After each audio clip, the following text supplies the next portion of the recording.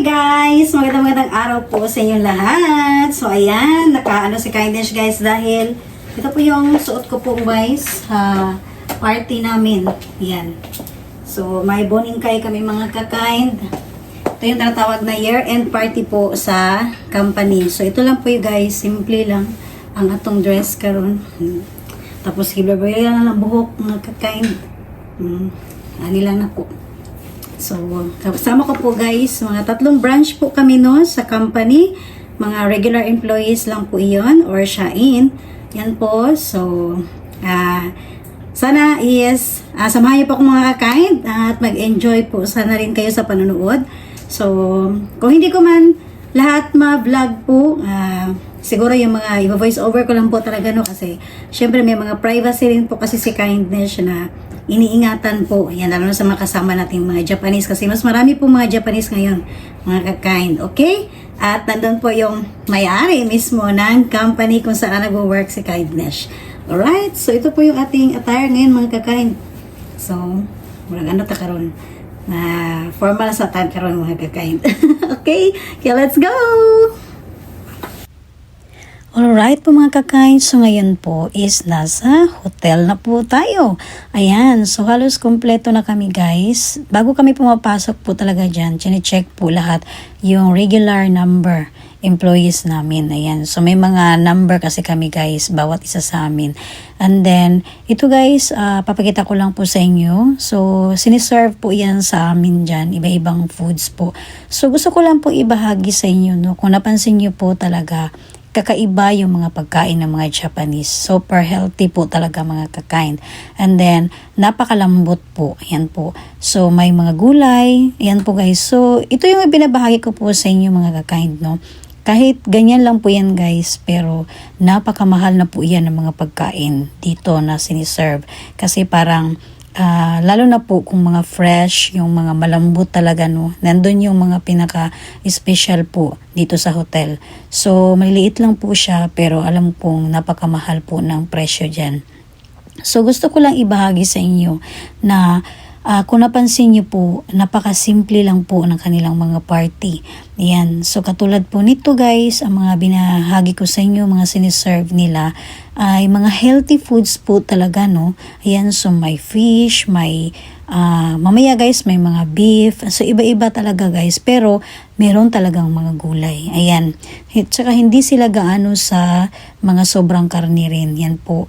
So, ito yung napapansin ko guys sa inyo na katulad po niyan, parang may mochi siya, pero yung mochi is parang malagkit, pero sa loob po may mga nakahalo po, may mga palaman.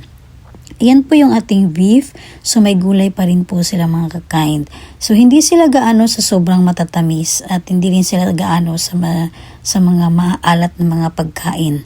Ayan po. So ngayon guys, gusto ko rin pong ibahagi sa inyo kasi nagtaka ako bakit palaging huli siniserve ang rice. Yun pala sa kadahilanan para raw po hindi agad tayo mabusog. Yan, sa huli po siniserve ang rice nila. Okay? So ngayon po guys is hindi ko lang talaga lahat makuhanan ng video lahat. Ayan po, may mga awards po na binibigay. Lalo na po yan guys dahil isa po yan sa pinakamatagal na nasa pwesto po. Ayan. Mula nung itinayo pa itong company na kung saan nagtatrabaho si Kindness. Ayan po. So, ilang years na po yun guys. Kasi nung nagsimula akong maging regular employees, almost 83 years na po. Nung nagsimula akong maging regular employees, almost 83 years na po ang company na pinapasukan ni Kindness. Kaya may iba't iba siyang branch at sa ibang country din po sa Amerika, Mexico, Thailand, Vietnam at iba pa.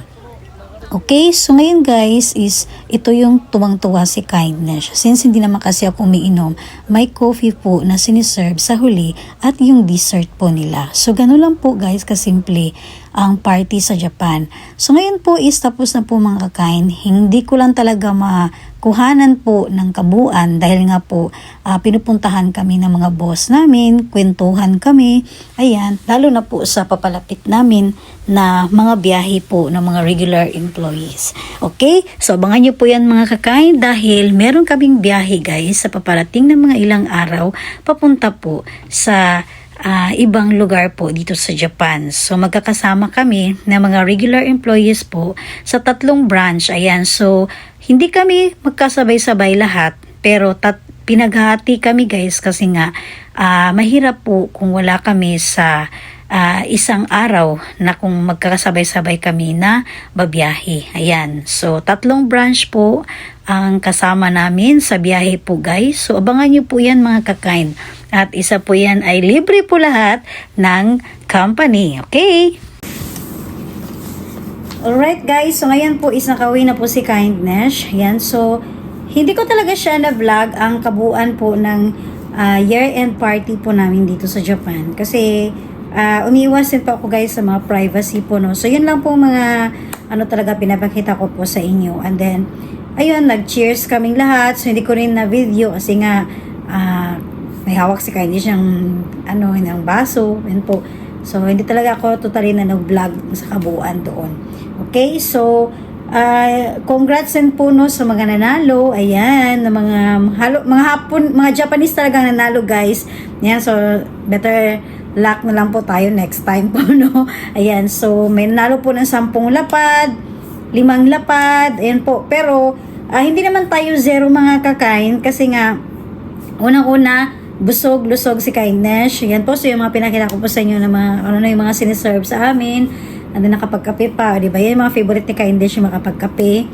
Tapos, unlimited yung inumin guys. Kaya hindi talaga ako umiinom kasi kahit hindi pa ako kahit may sundo pa ako, magga-drive, nando yung asawa ko magsundo.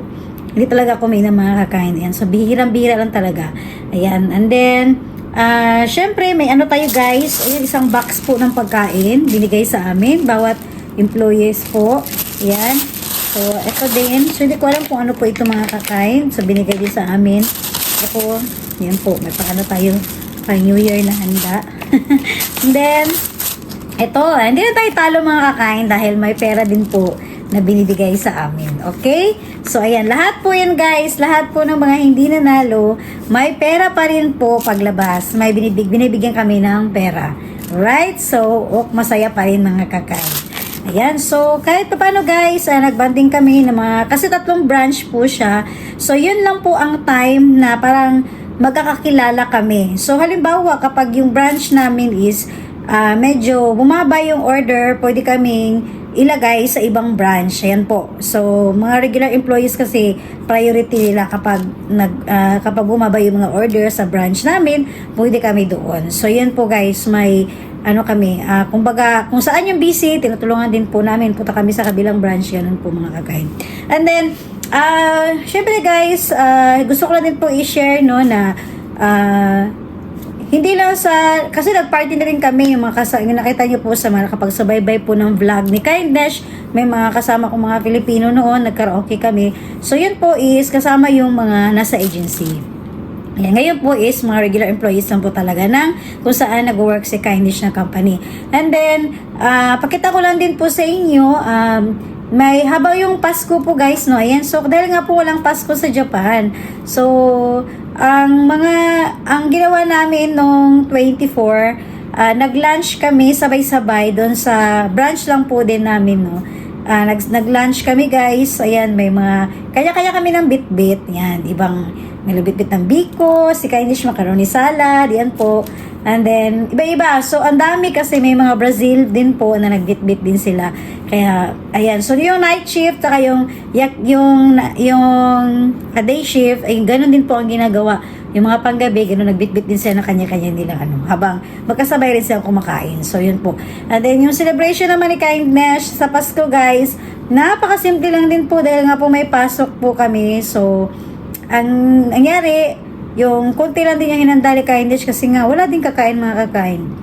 Kasi yung asawa ko is panggabi po siya. May pasok po guys. So iba-iba po ang Pasko dito sa Japan. So pero sa bagong taon, kaya ngayon po, last day ngayon ni Kindness. Ayan, kanina nagpumasok kami guys. Hanggang 2 PM lang kami. Dahil ngayon po by party. Ito po yung last day namin na work. Ayan po. And then, yun na nga po, magsimula na po ng bakasyon namin bukas. Okay?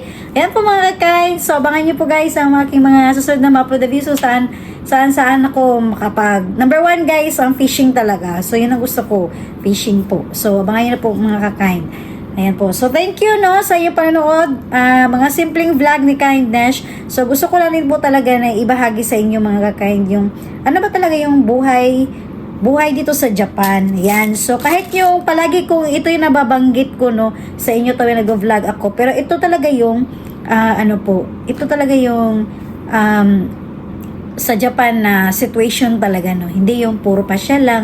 Ayan, so sa trabaho. Okay? So, yan po guys. And congrats din sa sarili ko dahil meron pa rin tayong pagkain guys sa isang box at may pera rin po mga kakain. So, ito na po guys, ang binahagi ko po sa inyo ang sinuot ngayon ni Kindness sa aming party. Yan. So, kailangan talaga guys, so, parang formal ba? Di ba? And then, may mga kami, kanya-kanya kami mga tag ng kung ano yung pangalan ng company namin. So, sinusuot namin mga kakain. Okay? So, maraming salamat po sa inyo lahat sa pagsubaybay nyo po sa buhay ni Kindness OFW po dito sa Japan. Bye guys and thank you for watching po.